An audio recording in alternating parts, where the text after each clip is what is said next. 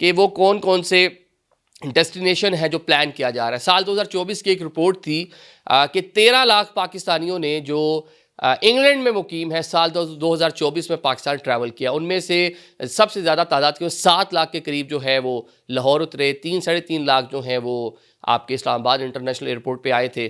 तो अब ये सारा जो बिज़नेस प्लान बन रहा है इसको ही मद्देनज़र रखते हुए बन रहा है। ज़्यादा फ़्लाइट्स जो हैं वो लाहौर से होंगी, मैनचेस्टर के लिए होंगी जो अभी तक इब्तदाई चीज़ें आई हैं, बर्मिंघम के लिए होंगी और हीथ्रो एयरपोर्ट जो लंदन है वहाँ के लिए होंगी। 3 फ़िलहाल जो है इन्होंने डिसाइड किया है। ज़्यादा लाहौर से होंगी लेकिन इस्लामाबाद से भी डेफिनेटली फ़्लाइट्स होंगी।